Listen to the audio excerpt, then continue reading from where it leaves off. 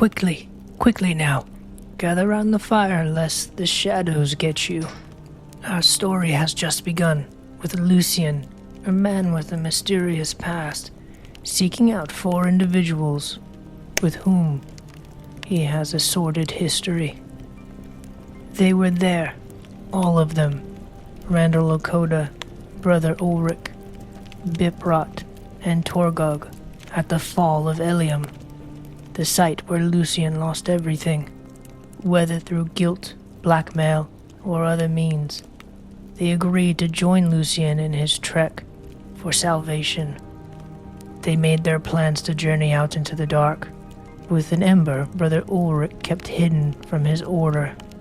Little did they know this was the opportunity the darkness was waiting for. A man, clad in black, stepped out from the shadows.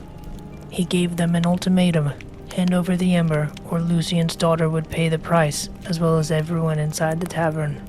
With no other choice, they handed over the ember, only for the man in black to double-cross them and kill everyone around them. They would surely be framed for this disaster, and so we join them to see what they will do in the wake of all of this death.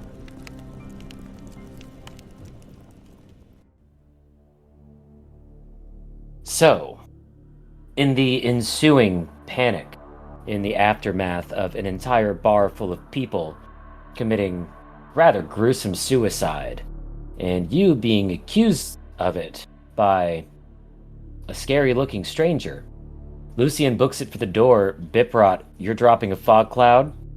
Yeah, I think like right inside the door, so if anyone comes in, they don't immediately see the carnage. Yeah, 20-foot sphere. Everything is heavily obscured. Heavily obscured. Okay. You guys run out. Biprot drops a fog cloud to keep people from immediately seeing the blood and carnage inside of the tavern. You can see people, once you exit the fog, all over the square and the street, looking, at you guys as you exit the tavern, and then at the fog cloud in the tavern behind you. What are you all doing? We're running for the edge of the town, running to get out of the town limits. We're just gonna book it out of here. Let's just go.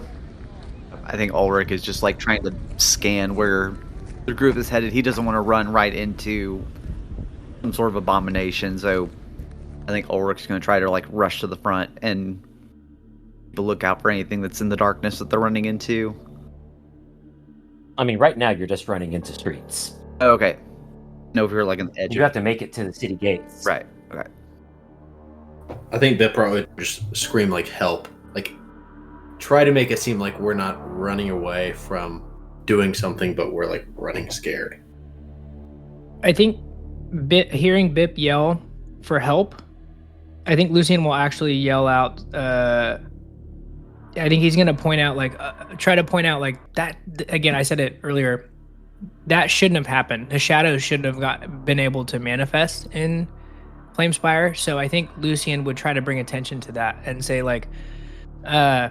the shadows have made their way inside the city, and he'll just start trying to alert people, because I do think he's actually legitimately worried, thinking that shouldn't have been a possibility. I mean, I think there's no need to roll for that. If you start shouting that, people are just going to start to panic and scream and run. It'll be pandemonium. Yeah, I think that's the perfect cover above table. What do you guys think? I think if we come running out, we're identified, you know what I mean? But if everyone's running around, they're not going to be looking for us. Yeah, it's true. Yeah, I mean, that's all truthful too. I mean, somehow some shadows are in the city. So yeah, panic and pandemonium all around you as you guys make your way to the city gates to leave Flamespire and trek out into the darkness with no light to protect you. This is fine. I think as we're running, do we need anything? Yeah, Bip. I think he grabbed everything in his office. He doesn't know if we have everything we need to survive. So he's probably mainly looking at Randall. But do we need anything to live out there?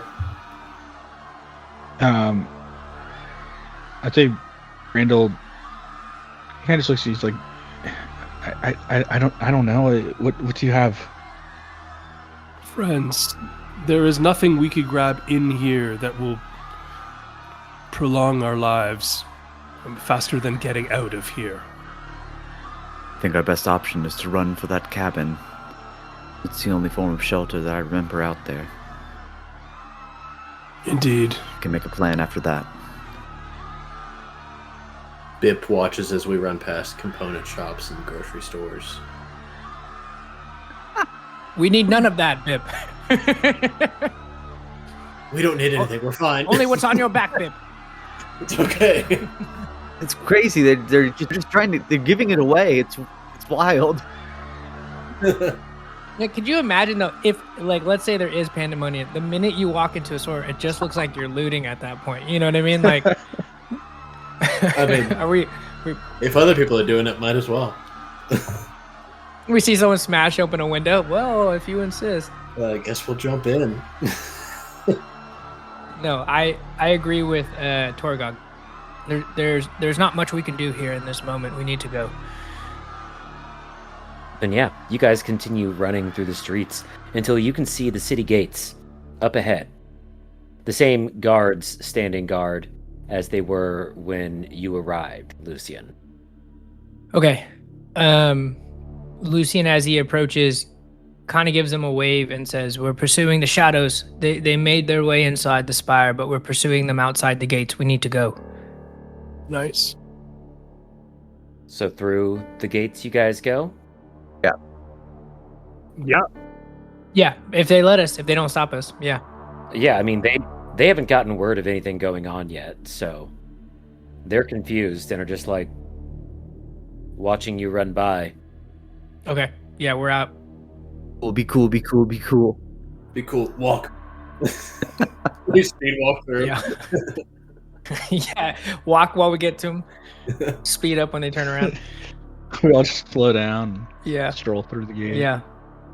As soon as we get outside, Lucian will turn to, was it Ulrich who mentioned the cabin? And say, "I am not familiar with this cabin you all mentioned. Are you confident in leading us there?"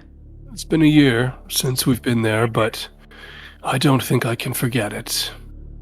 It's on the way towards Ilium, and if that's where you came from, you know the general route. And Torgog's going to just continue running.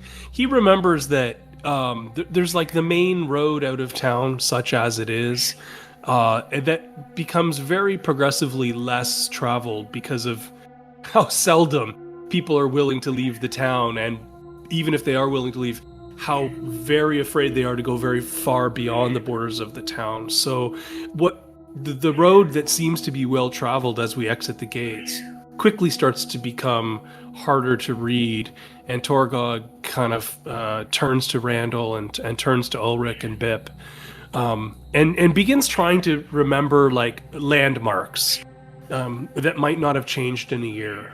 Forks in the road, particularly large tree stalks, and of course the classic cottage, turn left at the rock directions.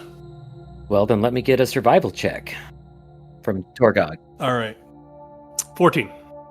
14? That's good enough. You know, you get turned around at a couple of forks in the road, but you make your way there in pretty fast order.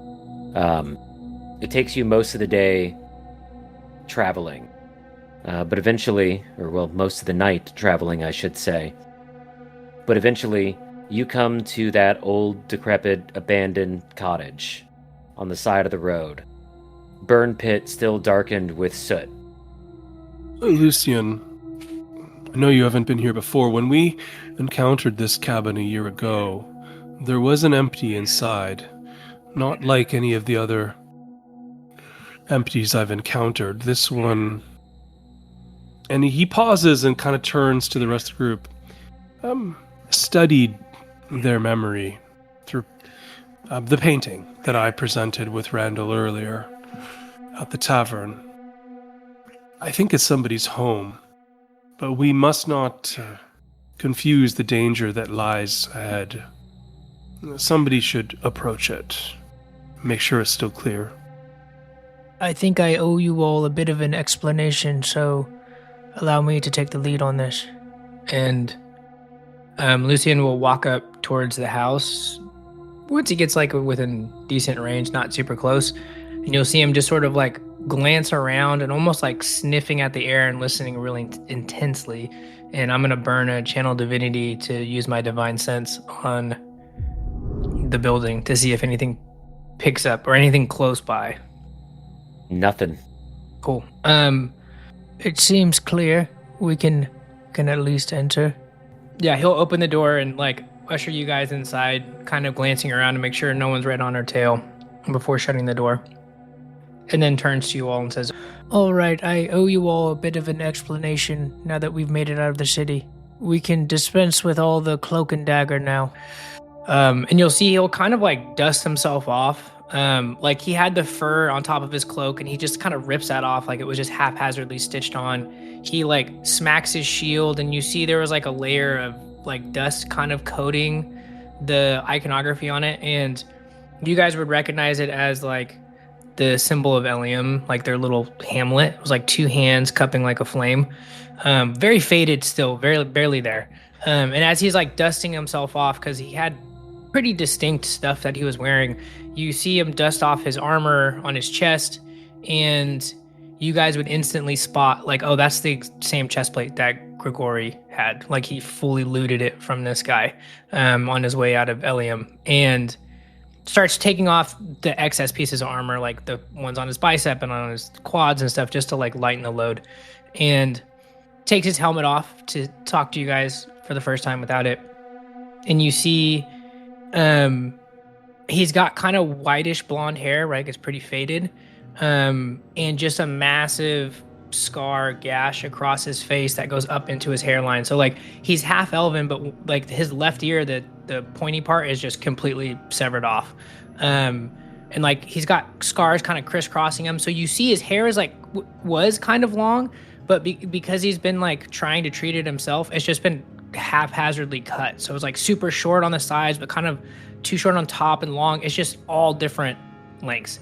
But a gnarly scar, like a claw swipe across his face, and you can see on his left side of his face, like part of his lip is missing, so his like teeth are exposed, which is why he kind of speaks with a little bit of a slur. And he says, "I will answer the simple questions first for you, I think. If you had any doubts, I was indeed at Elium. My wife did die there. I did threaten to blackmail some of you, and I did mean that. That should be clear. It was not a bluff. That man and his ilk, they are the reason why I was attempting to move us along as fast as I could. When I talked about the repercussions, the ramifications, the things going on out here after Elium fell, they, whatever they are one of those things.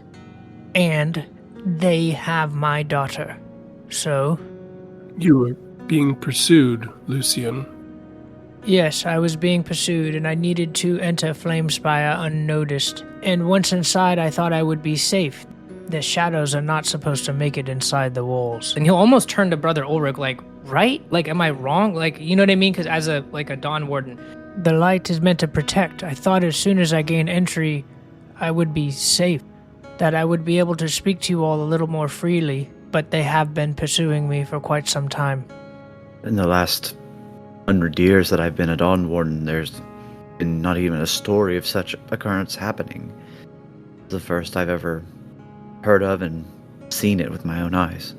Truly, this is an escalation, but my concern right now, Lucian, is why did this man take your daughter?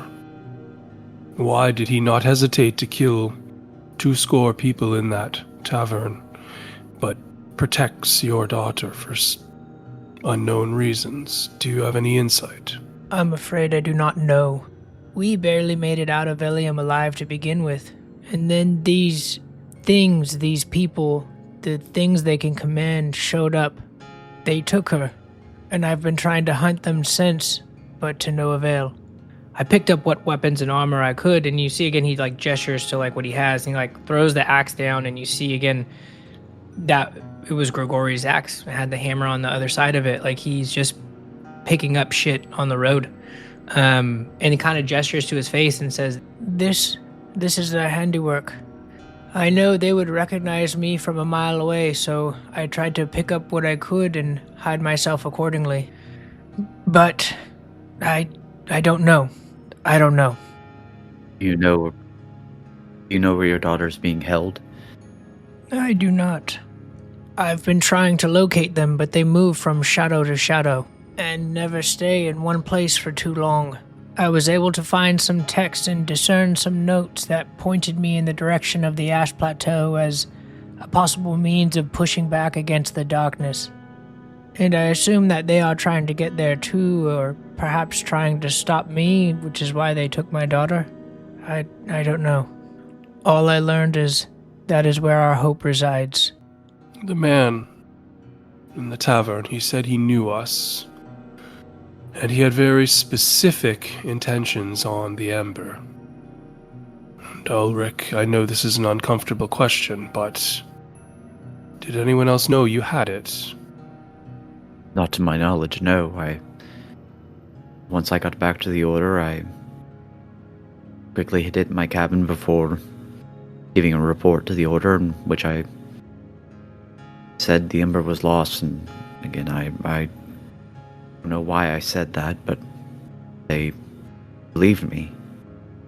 Now it's years in retrospect, I've told the truth. Chuckles, coughs nervously, and then says, in truth, I think you were immensely selfless in keeping the Ember.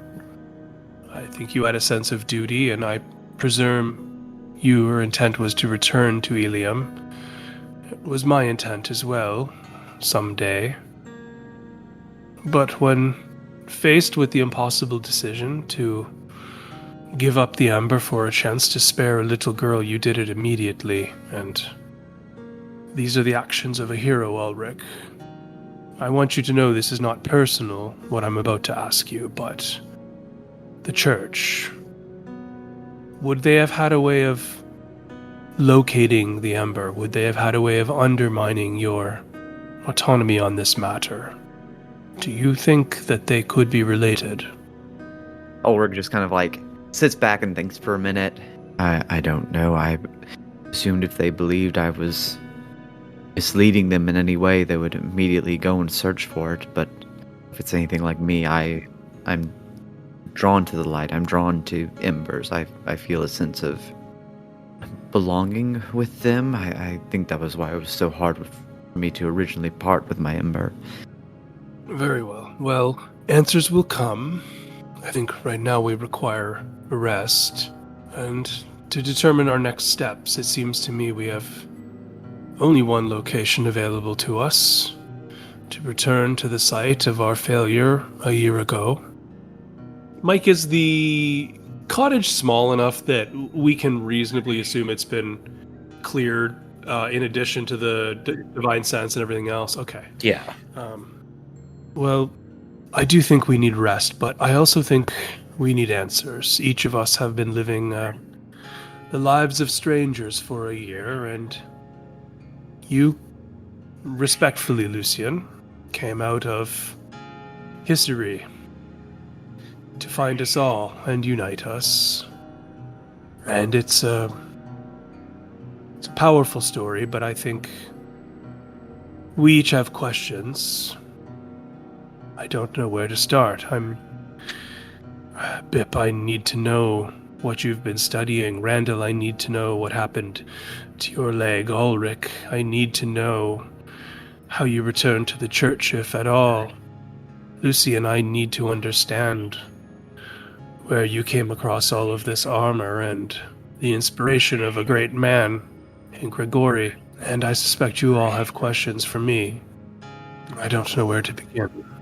I'm happy to tell you all of this armor, this weapon, And Lucian will begin to recount from his point of view how things went down that night, right? Like, you guys running around trying to stop things on multiple fronts. Grigori on one side trying to stop this giant thing, you guys stopping stuff from the water, and those things successfully killing some people. And the way he tells it is he remembers as things happened right before that, Ulrich had let out the fireflies and the kids were chasing him around. So his first thought is, as shit goes down, is like, one of those was my daughter. I don't know where she is now, and I have to run and find her.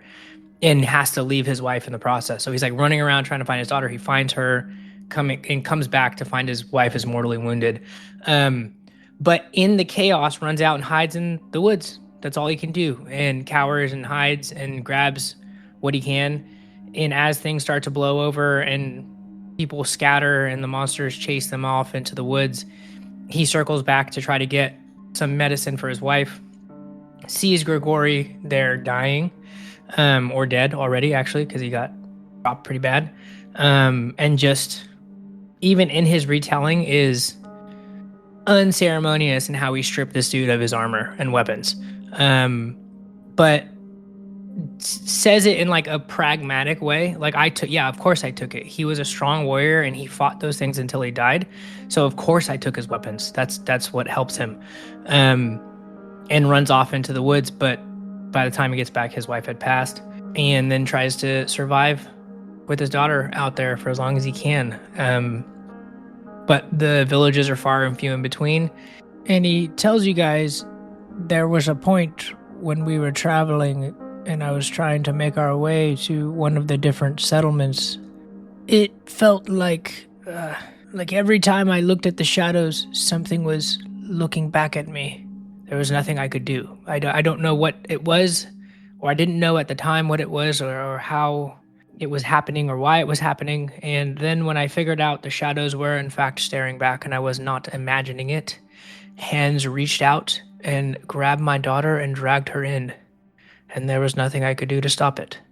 And so I've been trying to find her since, using what I can, using whatever. And you see, like, opens up his bag and he's got like just a hodgepodge of weapons, just shit he's picked up out there from other people that have died. I don't know what else to do.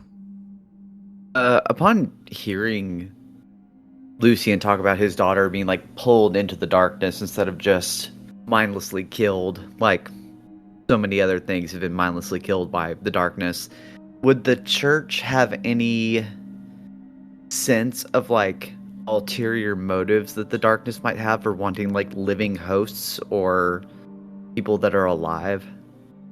Not that you would know about. Mm-hmm. If the church knows anything about that, it's not information that they are sharing. Yeah. As far as anyone knows, the abominations and empties and creatures of darkness have never shown any sign of coordination or intelligence. I think, too, as he's telling you guys this story, it's whether you didn't notice it before, maybe it's made manifest through retelling it and the stress of the day and stuff, but you guys can see in this space, like, just these dark circles around Lucian's eyes, right? Like, his cheeks look more gaunt. He just looks fucking worn. But especially his eyes look very gaunt, look very heavy. As he's telling you guys this, and he's kind of sitting with his elbows on his knees and his head sort of hanging, and you can see the scars kind of crisscrossing all over, and he looks up at you guys and he says, I will be honest with all of you. I need your help, and I'm grateful you're here. But I think we should all make sure we understand one another. I do, on some level, whether it's right or wrong, blame you for what happened and your failure. From where I'm sitting, that failure resulted in a cascading of things that cost me my wife and my daughter. And now I'm chasing shadows. So when I offered you salvation, this is what I meant. Help me get my daughter back. Help me set things right. I saw Grigori ride in. I saw him die on his horse. I think he was a good hero, but I'm not here to be Grigori. I'm not here to save a whole town, but I am here to save my daughter, because I have nothing else without her. Gorgog stands up, turns his back to Lucian so he doesn't have to face him in the eyes as he says what he's about to say next. And he says, I also blame myself for that night. Perhaps, Lucian, I failed you a year ago, but I think I speak for all of us when I say we will not fail you a second time. And I, for one, vow that I will do nothing else in my life except try to save your little girl, and I won't stop until that man is dead. By your strength and by your will. This is what we do now. I'll turn and face the group and scan the faces for any signs of different opinion. Maybe they don't want to be here. Maybe they don't feel Lucian's worth stepping up for. That's what I'm scanning for. You'll see on Randall's face, not so much skepticism, but there is a kind of curiosity as he's kind of sitting and he listens to what you say, and he's kind of nodding his head slightly. Those are powerful words, Torgog. But I must ask, Mr. Lucian, why pursue a group of individuals you see as the root of your problem? Why come after those who failed you once so fervently and not expect the same result? I hate to tell you all this, but you are not even my fifth choice. He says as he looks at you guys. Literally everyone has turned me down up until this point. Strange that people don't want to run out into the darkness and die. Weird. You were not my first choice, or my second, or third, or fourth, or fifth, but I do need someone to help me. And when asking for those who had the willingness to try, or who have demonstrated the willingness to venture out, your names were always brought up. And perhaps I could have come to you sooner, and if I had, the darkness wouldn't be as far away from me as it is now. But my pride would not let me. I do blame you, but I don't think my blame results in you being bad people. I think you made a mistake. And I think, if perhaps for no other reason, you might want to right that mistake and help me. You were my best chance to get out here. I've spent too long and too much time in the darkness on my own and made no progress. Lucian, I think what you said about us being your best chance, I don't know about that, but it is just chance. And we have to know that. We might get through it. We might not. There's no... He's going to side-eye Ulrich a little bit. We don't have some greater power working for us or against us even. I don't even know, but I think all of us are, it seems like, willing to take the chance. Whether or not we think it'll bring us salvation, or it's the right thing to do, or it was just interesting enough to bite. I don't know if we're going to fix how you view us, but I'm sure that we can at least try to help your daughter. I think Ulrich kind of has the look on his face when, like, Isle says to their parent, like, I hate you, of just kind of unmoved by it. I think he'll look at Lucian. I understand your pain, and not one that I'm unfamiliar with, and also because of my shortcomings and the lack of connection we seem to have with the gods of light. Our order is not as strong as it has been. In fact, we grow weaker with every day, if I'm being completely honest. No, I'm doing this because I have an opportunity to save an innocent life from the darkness. It's not to make it up to you. We did all that we could, and not ashamed of that. It just wasn't enough, and for that I'm sorry. A chance. Maybe that's all it is. But I assure you, I will take that chance and turn it into success. There is no other outcome for me. And he sort of, as you see, he stands up. And again, I think now that we're not running, you guys would see the way he moves. It's I don't know if you guys probably have anyone that has serious arthritis in the knees or in the elbows and stuff. And you see it's painful for him to get up and move. And he tries to stand to his full height as he looks at you guys, and he says this, and he says, one way or the other, these shadows, these things, they will feel the full force of what they have wrought against my people, against my village, against my wife, against my daughter. But I don't know how. But it will happen. We should probably come up with some sort of plan to move out here. Because as I've said, I've spent some time out here without the light and protection of a Dawn Warden, and the darkness will affect you faster and in worse ways than you can imagine. So we should try to figure out our next steps so that we can mitigate our time exposed out here. Lucian, I don't know if you know this or not, so it might not be a good question, but the man that visited us in the tavern and the shadows that took your daughter, do you know if are they in control of the darkness from your understanding, or are they just utilizing it? That's a good question. I don't know how much. I don't think Lucian has seen enough, right? I think he's seen his daughter get taken away. Now he's seen this guy kill everybody. You've seen them utilize the darkness like that. You've also seen them presumably controlling empties and other abominations. Lucian will take a look at Bip and say, I think if I was to take a guess at how they're able to manipulate the shadows, that the darkness itself is a part of them, that it resides within them in some fashion and allows them to do what they do. Interesting. I don't know if I've heard of people who are capable of that. I've never encountered anyone else that could do this either. Just these people. I hesitate to even call them people. Sure, he looks like a person standing there. I don't know. I've never seen anyone else that could do that. Well, it's settled then. We make our way to Ilium in a direct fashion as we possibly can. After we recover here for the night, this fireplace doesn't look like it's seen a fire in, perhaps a year before we were here a year ago. I'm going to go see if I can find any firewood at all, and if not, I propose we burn some of this Chester field. And Torgod gets up and walks into the darkness outside the cabin to try and find some firewood. Torgod, my friend, you shouldn't do that alone. And Randall hop up and follow you. Oh, that's good advice, my friend. I'm almost embarrassed to ask you this, Randall. Your eyes, do you see at night? In the same way that elves do? No. My eyes are normal.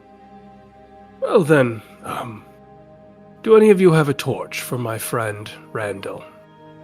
Does Randall have like a walking stick or... He most certainly does. Yeah. I do. I'm gonna touch like the very... His old war staff. I'm gonna touch the top of the staff and cast light on it. It should last for an hour, so... What color is the light? Oh. I'm gonna say it's fuchsia. Oh, cool. Lucian walks up and touches the staff and also casts light, but it comes out normal color. We don't want to draw attention. That makes no sense. I touch it again. I cast light. It's fuchsia again. We just keep like a light, like a strobe light. It's like a normal color. This is not a funny time. No, this is great. Your eyes can adjust faster to this. We somehow come up with black light. Everything's... What did they do in this cabin? This is gross. The house is swarmed by empties because it's just a big strobe light. Meanwhile, as the staff rave is going on inside, Torgal looks directly at the camera and says, "Do not dare remix my words."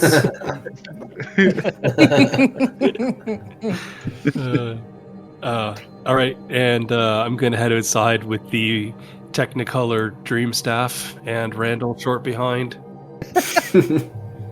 All right, RGB Dream Staff it is. You two head outside, and no sooner do you close the door behind you than does something in the front yard catch your eye. There's a lone empty, knelt by the scorched pit of the burn pyre, where you burned the one last year. It kneels over it and just gently rocks back and forth. You can see a tarnished wedding band. Do you think it's him? Do you think it's her partner? That would be wildly coincidental, don't you think? As far as anyone knows, empties don't maintain their semblance of life after. That's not my understanding. There are degrees to this. They lose their humanity, surely, but aspects of them do remain behind. I think a life spent in service of another is probably the last thing to leave. My real question is, can we approach it without it running? I think we owe it to him to move him on. I believe you're right. But I don't want to interrupt this moment. If he's finding any solace, if any shred of his humanity remains in there, I want him to have this moment. But perhaps we take the long way around. If he's still here when we return, we can do what needs to be done. He's no threat to those in the cottage. I agree. Randall, are you bionic now? And I'm gonna tap the brace on his leg, trying to change the subject just ever so slightly. No, not bionic, no, but permanently injured, yes. As long as you can carry firewood, you'll be useful to me. Come on then, friend. You take a step, and you hear the cracking of bones as the empty's head whips up, and its hollow black eyes look at you, Torgog. And in a raspy voice, it will speak a thing that you've never even heard of an empty doing before. Your quest will be in vain. You will find your end in the shadows of the moon. The daughter is forfeit. She will serve her purpose. Do you know me, friend? And I'm going to approach it cautiously, but approach it. Go gently into the last good night. And you'll see it's starting to steam. And then green flames erupt from its eyes and mouth and the rest of its body, consuming it, and it gets up and leaps at you. Torgog will end this thing as quickly and efficiently as he knows how. Give me an athletics check. 15. Okay, yeah, with 15, as it lunges at you, you're able to, definitely maneuver out of the way. As it goes past you, bring your blade down on it. It drops to the ground, headless, body still burning, being consumed by those unnatural flames. I'm gonna shout out, should we get Bip? I suspect he might understand this better than you or I. I don't think there's much left to understand here, my friend. I think the message was given, and you've ended the messenger. Perhaps you're right. As I withdraw the bone blade from his skull, the others need to know. And I gather up whatever loose firewood or anything that looks like it could even potentially be flammable, but I'm not looking around. This is only on the way back to the cottage, and I'm walking there with the intent to tell everyone what just happened. Cottage is right behind you, so you get there in pretty short order. Yeah, okay. Open the door, drop the 3 or 4 sticks of wood, and say, friends. Well, it seems I've just killed an empty. But not just any old empty. Would you please come to the door? And I want to show them whatever green fire remains, if any, from the smoldering corpse. Yeah, it's still on fire. And then I want to turn, say, I've never seen them do this before. And this one spoke to me. Quite clearly, in fact. This one said our quest will end in vain.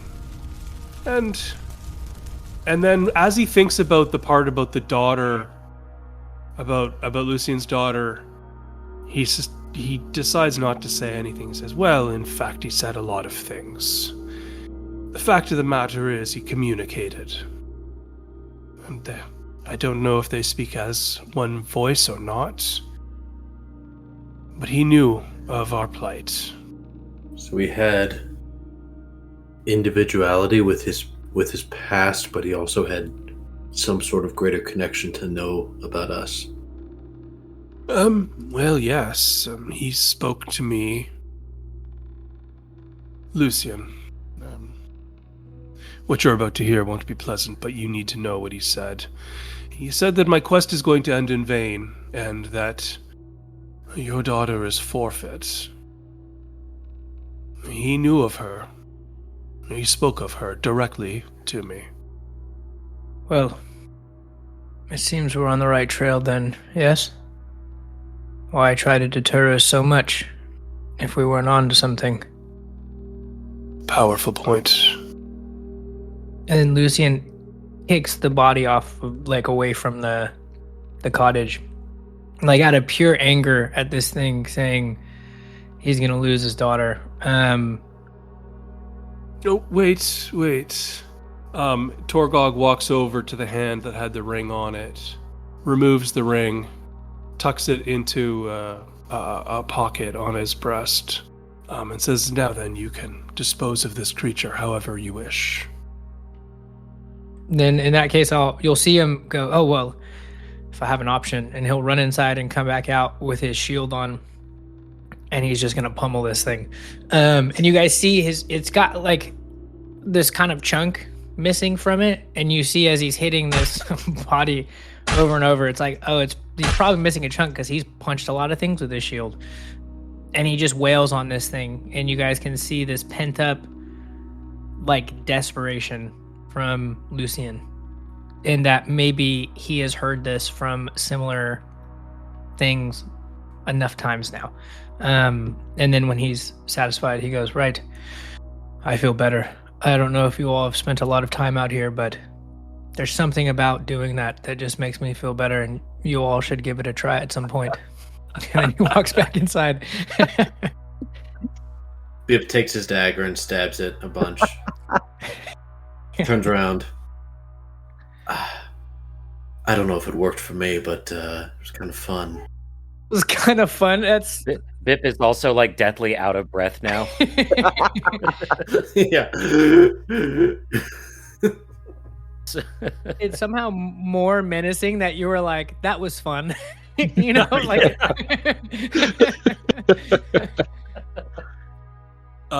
Torgog pulls the wedding ring out and goes up to the mantle. A year ago, I had set a red hair ribbon on the mantle when I took the painting.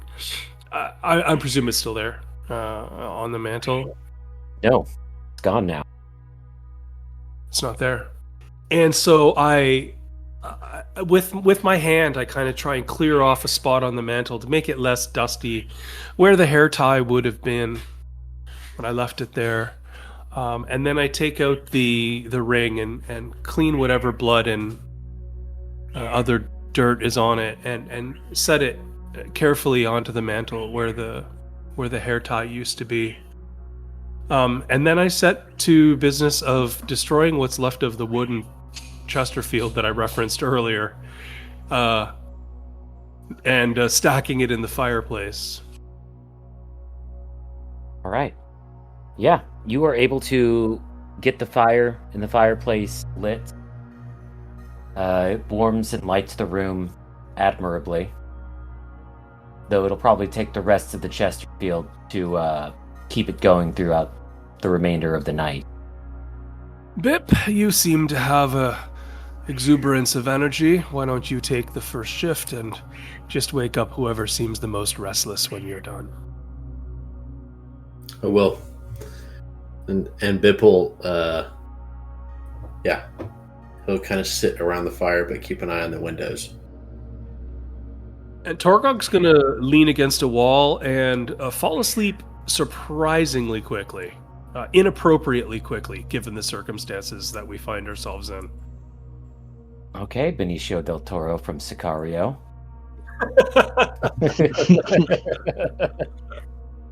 Great film. All right, so Bip, you take the first watch. I'm not going to make you roll anything because your watch is uneventful. There is nothing outside but the still smoldering remains of that empty. And, occasionally trees that move in suspicious ways. But that's neither here nor there. What is both here and there is that, Brother Ulrich, you have a dream. You find yourself standing on a foggy embankment by a river. You smell the running water, the fish, and the smell of burning and rot around you. The fog is so thick you cannot tell where you are. You can't see any buildings, but somewhere just up ahead, you can hear the echoing laughter of a young girl. I'll slowly make my way towards where I hear the laughing coming from. You'll make your way forward, and something will catch your eye. A very faint light coming through the fog. Almost like a dancing light. Yeah, I think I watch it for a little bit and then, again, cautiously move forward. A little encouraged that I see a source of light. You move forward, and as you make your way through the fog, the figure comes into focus and clarifies for you. It is, in fact, a young girl, surrounded by golden glowing fireflies, buzzing around her, lighting her from every angle. She looks to be about 7 or 8, wears normal little girl clothes, reddish brown hair, blue eyes, and an old-looking red ribbon tying her hair back. I think I'll holster my mace and, take a knee. Child, come this way. She'll turn and giggle and say, "But that's the wrong way. You've got to come this way, mister." Forgive me. And I'll slowly make my way towards her. And she'll reach up with one arm and grab your hand and just start pulling you with surprising strength through the fog. And you see another light up ahead, brighter than the collection of little lights that surround her. And she'll stop and point forward and say, "Hope lies where it was once lost." He'll nod and head towards the brighter light. Does she follow? Nope. Yeah, I think he'll make his way forward, look back, and see that the fog has scared her, and then turn back to head towards the bright light. Towards the brighter light you go, and as you step through the fog, it too comes into focus. Skeletal remains sitting upright. You'll recognize the axe and shield laying next to the skeleton as that of Grigori's. But the skeleton, though sitting upright, has its left hand sort of pulled up and sort of almost clutching the ribcage above the heart. And it's from behind that hand, within the ribcage, that you can see a brilliantly glowing golden light. He'll very gently kneel beside Grigori's body and first just place his hand on top of his hand. Sacrificed yourself to safe, and we will honor that sacrifice. I'm gonna gently try to turn his hand over to see he is gripping. You reach out, and when you touch his hand, that light expands and seems to almost explode. washing over you, pushing away the fog and the darkness as you look around and you can see the remains of Eliam.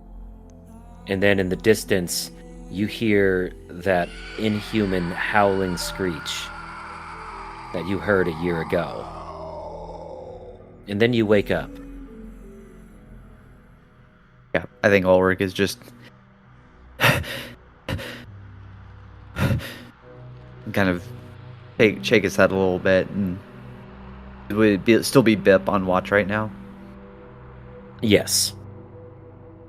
Ulrich will kind of rub his eyes a little bit and make his way over to Bip. Is there anything to take note of? Nothing. Did you have a bad dream? All of my dreams of late have been bad, but tell me, did Lucian ever describe his daughter? Not that I remember, but he said she was young. I can tell what I dreamt in the morning. You need some sleep.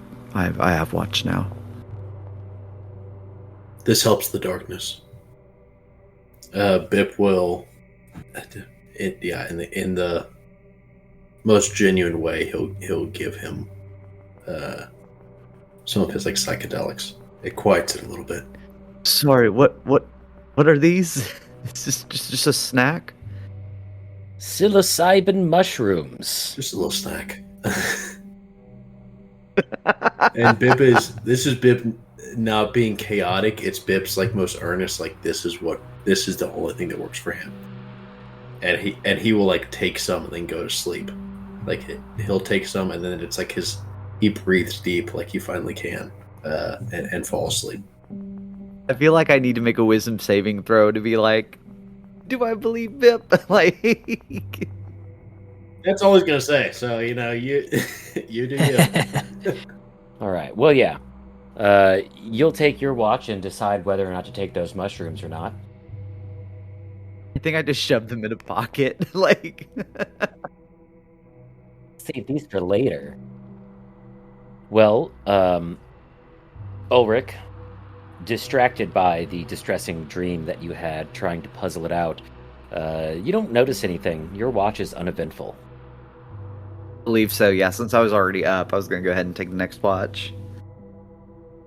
Yep, I think that dream, I'm just like thinking over and over like about the dream and how it's messing with me. It's hard to concentrate. 6 total. Yeah. You have a +4. I mean, statistically, you should have done much better. Thanks, Jeff. In case we were wondering. Like, realistically, Jordan, you're not pulling your fucking weight around here. I don't remember sleeping people being able to talk. That's a joke on you guys. I only need to meditate for 4 hours. I've been awake this whole time. Just watching you in the corner. Watching you miss the stuff outside, just shaking my head like this fucking amateur. He just leaned up against a tree with the helmet down so nobody can see his face. Yeah, exactly. He goes to sleep with it over. But you still use a spyglass. Yeah. I think I'll wake up Torgog next. Oh. Hello. Sorry. Did not mean to startle you. Are you able to take watch? Oh yes, quite, of course. Anything you need to report?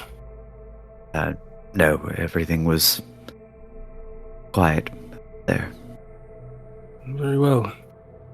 Ulrich, do you believe we can survive out there without an ember or a spark?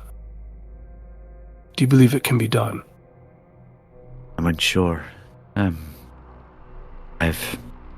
never attempted it myself. I've at least always been in the possession of one of the two, but no, I'm unsure. But I mean, Lucian's made it so far. I believe all of us working together at least stand a chance. I survived 4 nights, but not without great cost. Anyway, rest up. I will keep us all safe. Very well. And yeah, I think Ulrich will get as close to he can to the whatever small fire still burning and try to go back to sleep. Mike, the only thing Torgog specifically wants to do with his, while he's taking the rest, is to inspect, like to look out the windows. And if it's just a short distance, I would even walk out there to the where the original empty had been buried, that then the second empty was mourning over, and just see if I can pick up anything else. It's a combination of, like, if I'm looking to see if the grave was disturbed, but also just to see if the empty that had the wedding ring, did anything out of context for what I would essentially consider a zombie to do. Give me a perception check. 10. Yeah, you don't see nothing. And the zombie that we did kill, that was burning with the green flame, it has gone out now at this point? Yes, completely immolated. Then I'm just going to pick up a few stray logs, return to the cottage, throw them on the fire, and spend every couple minutes, get up, do the tour of the windows, and otherwise try not to exert very much energy. Okay. Your watch is otherwise uneventful. I think there's one more watch to go, and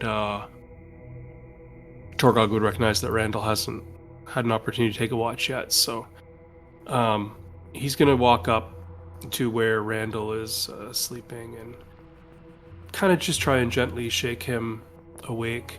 Unlike what Ulrich did to me with his face like 3 inches from me, it terrified me into alertness. Yeah, Randall just kind of groggily roll over and say, yes, my turn, I suppose, and get himself up and kind of brush off the dust and get ready for watch. There's a bardic play about you, It's the 6 million gold piece man, and they keep remaking different parts of him with magic and technology, and you're well on your way. Torgog, this is just a brace. It's a few strips of metal and leather to help stabilize an injured joint. It's not really a part of me. Torgog walks away making transformer sounds, like doot, doot, doot, doot, and walking really stiff as if he's a robot.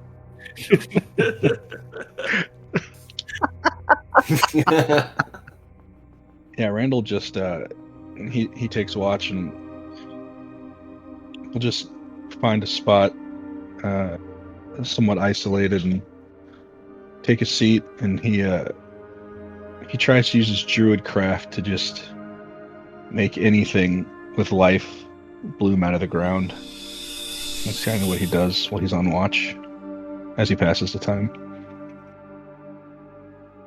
You'll try, but really nothing you're able to force to grow lives longer than a few seconds. Once you stop pumping magic into it to sustain it, it's like nothing out here can hold on to life. But give me a perception check while you do this. There we go. Dirty 20.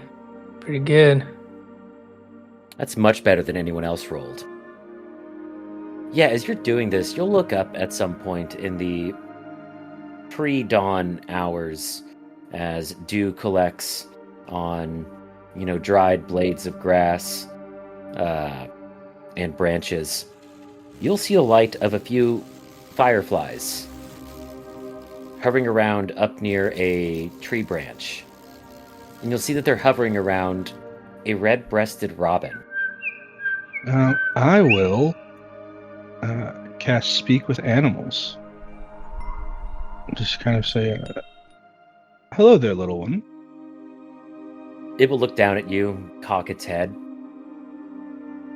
Do you have a voice? And it will say, "You must hurry." Hurry where? To the place you need to be. The eclipse is coming. The eclipse? What do you mean? Soon, the moon returns, and the occlusion with it. That is a strange omen from you. I can assure you the moon isn't returning anytime soon. How would you know of such things? The winds speak to me. And what might the winds... The light fades. You must hurry. Do the winds say anything else of what I'm to expect on this journey? Beware the shadow of the moon. It is where you will meet your end. That's unpleasant. And I'll just let the spell fade. It chirps a few times and then flies away, off to the east. The fireflies buzzing along behind it. Should meditate on what that means. I'm sure there's something of the tribe that would fit into those words. Well, nothing to worry myself with now. I'll discuss it with the group when they wake. And then Randall just kind of hang out. The rest of your watch is uneventful. By the time it's over, the very dim rays of dawn filter through the tree branches. Yeah, as the daylight begins to come upon us, or the what passes for daylight comes upon us, Randall go about rousing the rest of the troop. Brother Ulrich, we should discuss something with you. Of course. I had a peculiar visit during my watch. Something I've not seen in quite a long time. A small robin was sitting in the tree there. I spoke with it. Very strange prediction, maybe? Some sort of foreshadowing, if you will, and he'll just go into an explanation of what was said to him. Did Bip give you some of these? And I pull out some of the mushrooms out of my pocket. Oh, no. I know better than to eat those. You haven't eaten any yourself, have you? No, I was going to wait and see what happened to Bip, but amazingly, he slept through the night. He said the shadow of the moon is where we will meet our end. Yeah, it's quite peculiar. I don't know of such an omen. Have legends of what would happen during an eclipse like that, and I can tell you it was nothing good. Maybe it's a riddle, the whole thing itself. Moons don't cast shadow. Correct, they reflect light from the sun. Something we have not seen in centuries, mind you. Your people have any legend or lore concerning the eclipse? Or any other phenomenon like that? My people seldom delve into the mysteries of the moon. They're more centered around the stars. The moon does come up from time to time, but not in any great detail, not in any main character point of any stories. Granted, there are still many stories I have yet to have heard or transcribed myself, but not much on the moon, no. Seems like that's a gap in both of our knowledge. Yes. There's a place I've heard of. Often people from my tribe, those who wish to be archdruids, will pilgrim to it. It's quite dangerous, you can imagine. You have to travel through the woods, but it's an ancestral ground. Rituals were performed there, archdruid ascensions. It's said that the stonework in this area was designed to mimic the stars in the sky on land. If there was anything about moons for my people, it might be located there, but well, that's not our adventure now. Something to take note of for sure. Perhaps maybe some of the others have heard of such a thing, and Ulrich will, like, as he kind of wakes people up for the morning, will pass them a cup of coffee and kind of catch them up on the conversation we've had so far. Do any of you know of this omen or rumors or stories? I mean, anything would be useful at this point. I have 3 thoughts. The first is, where did you get this coffee? You didn't just find it in the cupboard, did you? No, and I shut the very, very old can of Folgers.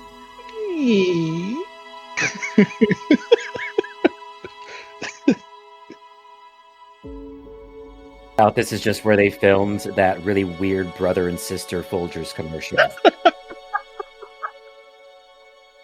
Ulrich slowly turns his head to the 2 corpses outside. They were brother and sister. Fucking weird, man. You're my present. That's where it started. Yeah, they started the empties. Those were the empties. I don't feel good about any of this anymore. Fuck.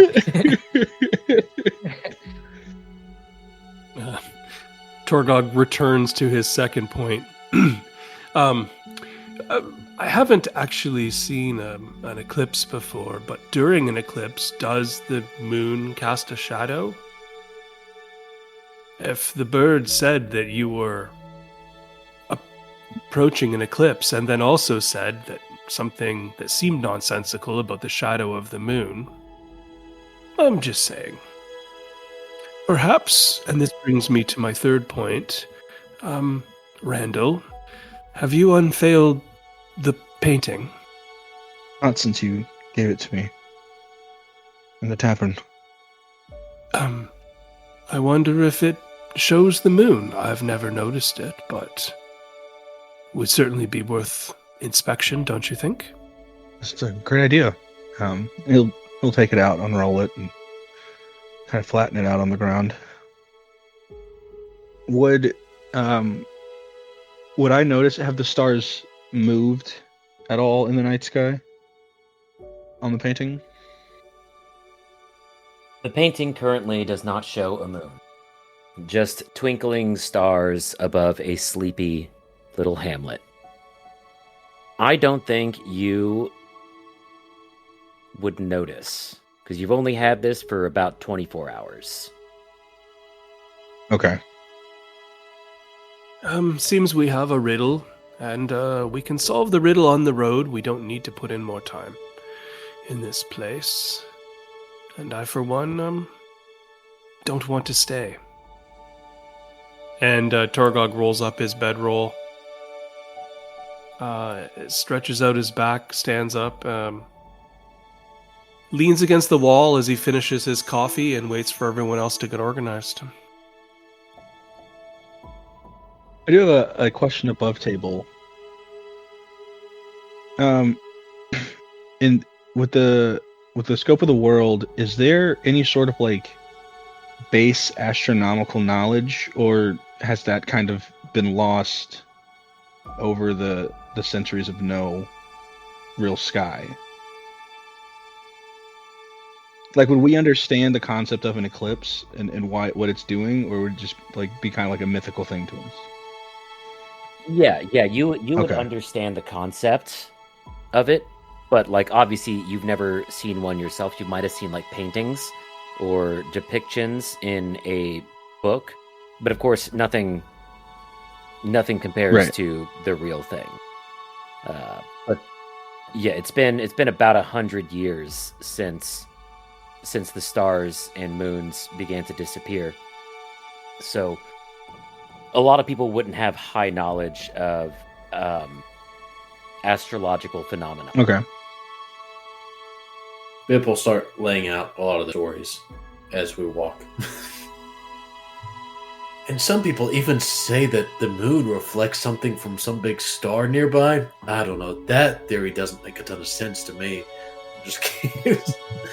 Just saying all these like absurd thoughts that people have come up with over 100 years of not having a sky, of like all these not mythologies, but just like random thoughts of like, oh, this is what happened and this is what happened. And for some reason, Bip knows a lot of wrong things and not many right things. Yeah, Lucian's fully bought in on Bip's craziness and goes, yeah, how would we know if the planet was round? Who's been out there? There's no...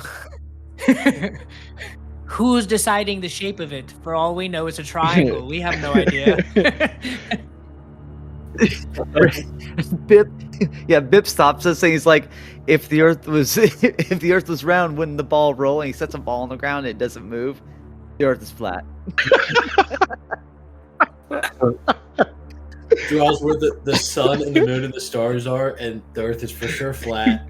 The sun and the moon, they're not related at all. They never see each other. And you're like, you're a teacher, so he's fully in on it. He's like, that makes sense. You're an educated man. I don't know who came up with that. They just drew a circle on a page and said that's what the earth looks like. It makes no sense. Why would it be a circle? I can only see flat. Everybody knows water is flat and still.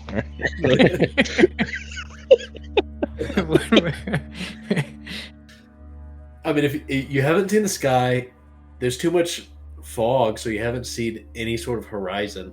Everyone's a flat earther. There's no doubt. What else could you think? Oh, man. Somewhere in the shadows, these are the people saving everyone? These fucking guys? I mean, at least with the minimum when it comes to this eclipse that the bird referenced, there's some sort of timeline, right? If we can figure out how soon that's supposed to happen, if we can find records or something, we at least know how much time we have left, I suppose.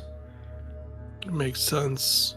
Randall, I know you don't have this knowledge at your fingertips, but do you think you have the resources to learn a little bit about the lunar cycle? Well, I don't suppose I could learn much without going back to the tribe. I was telling Brother Ulrich earlier, there is a place, some distance. Many from my tribe travel there, those who seek to be archdruids. It's a pilgrimage of sorts they must make to achieve the status. Before we solidified ourselves in Flamespire, it was a rather large ritualistic area in which archdruids were ascended. If we were able to come across that place, I could probably learn more. I couldn't imagine how many stories have been left untold there. Well, we will keep our eyes and ears opened for such things. I think right now our course brings us inevitably towards Ilium. Yes, we will have to cut straight through it if we are to keep a straight path for the Ash Plateau. And Lucian will, as we're gathering our stuff, you'll see he'll put a sword on his back this time. He'll kind of tuck the axe away, and it's a long sword that's about as long and broad as it can be without being two-handed. And it starts to march towards Eliam, but he's got his helmet back on, hasn't shown his face since he's gotten up, keeping the visor down, and he'll start marching off the direction we need to go. Does Brother Ulrich bring up his dream? I think he mentions that he has a dream and that a girl leads him to Grigori's body. And remind me, the crystal, like, exploded, it's not the right word, but, like, made a recreation of Ilium. It didn't make a recreation. In your dream, you were just in Ilium. You couldn't tell because of the fog. The light, as it pulsed outward, expelled the fog, allowing you to see where you were. Gotcha. Okay. Yeah, I think in following up with Torgog and saying like he would tell more about it in the morning, he would just kind of tell everyone, I'm curious, Lucian, and if it's too painful or sensitive, could you describe what your daughter looked like? He'll stop and take out, you'll see him rummage through his bag, and he'll take out a little, like, drawing, like a sketch by an artist of his daughter and his wife, and she's a little bit younger in this picture than she is now. But he, like, holds it up and shows it to you and starts describing her. I'll back up. It's probably the most animated and upbeat you hear him, right? He's, like, very proud of being this girl's father, and it brings him a lot of joy, even just talking about her. You know, she was always very smart, very bright. She took after her mother in that regard. Very animated, but also very small, much smaller than the rest of the children her age.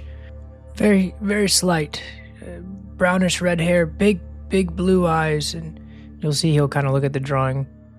She was filled with wonder, and she sort of reflected what little light was left in the world right back at you. That's Chloe. She's my whole world, and I hope to find her soon. I believe I saw her in my dream last night. She came to you in a dream?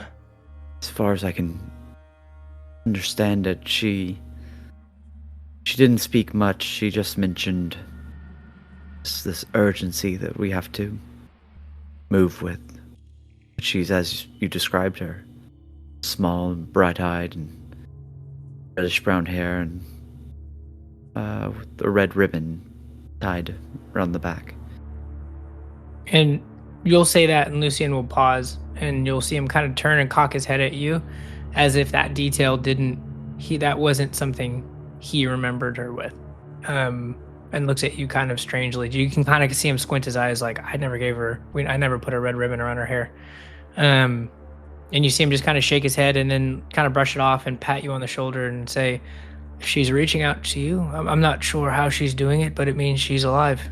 So we should continue. And he'll turn, like, heel really quick, like about face, and start walking and kind of mumble to himself, why would she reach out to Ulrich? Why wouldn't she come to me? I'm her father. Why wouldn't she speak with me? And he'll just sort of kind of keep talking to himself as he marches towards Eliam. So we all continue our march? Let's do it. All right. You guys get your rest in, wake up, and start to strike camp and get ready to head out into the darkness beyond. And we'll call it right there. Roll credits.